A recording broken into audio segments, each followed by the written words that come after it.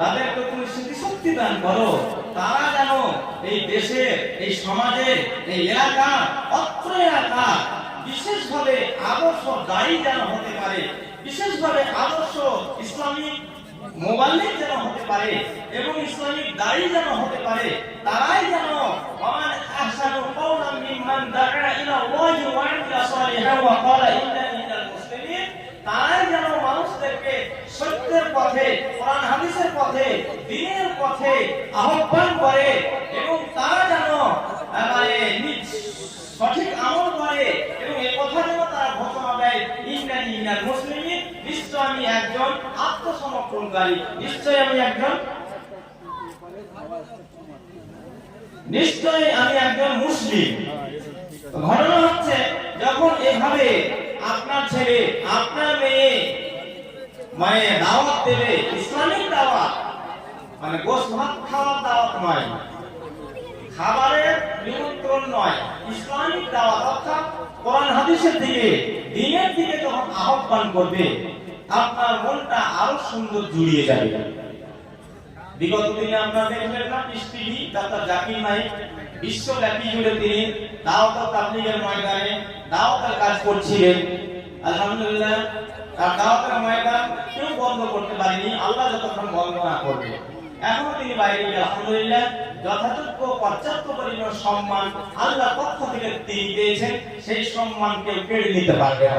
এর পিছনে একটাই কারণ, এর পিছনে একটাই অবদান, তা হচ্ছে পবিত্র কোরআন। পবিত্র কোরআন আর কোরআনের ব্যাখ্যা সেই সুন্নাহ হাদিস।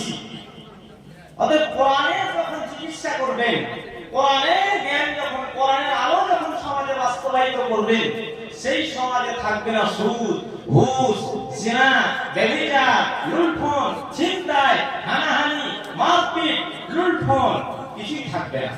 সেখানে থাকবে শান্তি আর শান্তি। যেহেতু ইন্না দীনা ইনদাল্লাহিল ইসলাম, ইসলাম ধর্ম, আর ইসলাম ধর্মে আমরা ধর্মাবলম্বী, আর ইসলাম মানে শান্তি।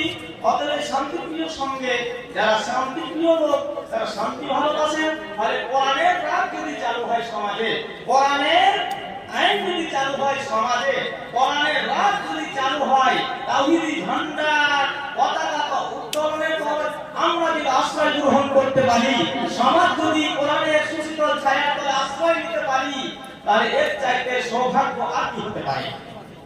যার জন্য আমি আপনাদের উদ্যোগ আহ্বান করবো। আগে বলেছি আমি আজকে আপনাদের সামনে আমি বক্তা হিসেবে আসিনি, জাস্ট আপনাদের ভালোবাসাতে জামিয়া প্রতিটি শিক্ষক কমিটিকে আপনারা দাওয়াত করেছিলেন, সেই ভিত্তিতে আপনাদের মাঝে এসেছি।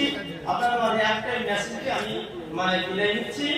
একটাই মেসেজ, সেটা হচ্ছে পবিত্র কোরআন এবং সহিহ সুন্নাহ আপনারা নিজেরা স্টাডি করুন, ছেলে মেয়েদেরকে পড়ান এবং ছেলে মেয়েদেরকে কোরআন মুখস্থ করান, হাফেজ বানান, কোরআনি জ্ঞান দেন। কোরআনি জ্ঞান দিলে, কোরআন হচ্ছে আল্লাহ রাব্বুল আলামিনের, আর এই জ্ঞান যিনি অধ্যয়ন করবেন, এই জ্ঞান যিনি অর্জন করবেন, স্বয়ং মহান আল্লাহ পাকের পক্ষ থেকে আল্লাহ তাকে মর্যাদা প্রদান করবেন, সেই সম্মান আল্লাহ দান করবেন।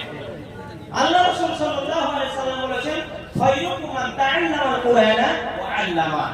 অর্থাৎ এর অর্থ হচ্ছে এটাই যে কোরআন মানিতে শিক্ষা করে এবং অপরকে শিক্ষা দেয়, সেই ব্যক্তি সর্বোত্তম ব্যক্তি, সবচেয়ে অতি উৎকৃষ্ট উত্তম ব্যক্তি।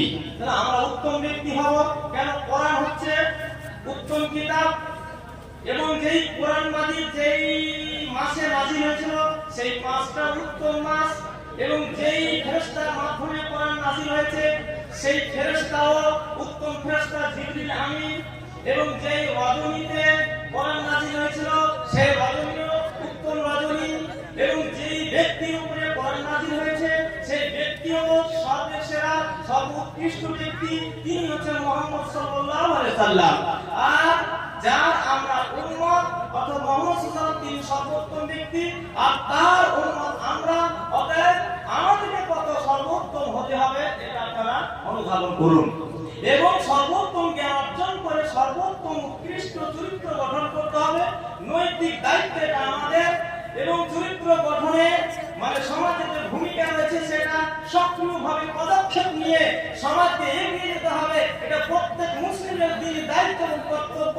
সুতরাং আমাদের বুঝে নিতে হবে, জেনে নিতে হবে যে কোরআন মাজিদের জ্ঞান যখন অর্জন হবে, কোরআনের আলো যখন প্রতিটি ব্যক্তি নিজের ব্যক্তির জীবনে, পারিবারিক জীবনে, সামাজিক জীবনে, অর্থনৈতিক জীবনে, রাষ্ট্রীয় জীবনে যখন বাস্তবায়িত করবে, তখন কোরআনের আলো জ্বলতেই থাকবে। আর কোরআনের আলো মানে শান্তি, আর শান্তি অশান্তির বাতাবরণ সেখানে থাকবে না, অশান্তির বাতাবরণ সে বিদায় নেবে এবং শান্তির বাতাবরণ ফিরে আসবে। আলহামদুলিল্লাহ, যার জন্য আমি আপনাদের উদ্যোগ আহ্বান করছি, আপনারা আলহামদুলিল্লাহ সুন্দর একটা প্রতিষ্ঠান করেছেন। এই প্রতিষ্ঠান আপনারা একটু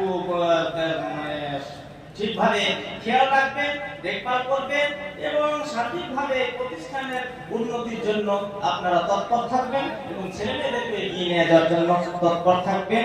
এই সামান্য একটা দিন মেসেজ দিয়ে আমি আমার সংক্ষিপ্ত আলোচনা শেষ করলাম। ওয়া আলাইনা ইল্লাল বালাগ ওয়া আলাইকুমুল হিসাব। আসসালামু আলাইকুম ওয়া রাহমাতুল্লাহি ওয়া বারাকাতুহু।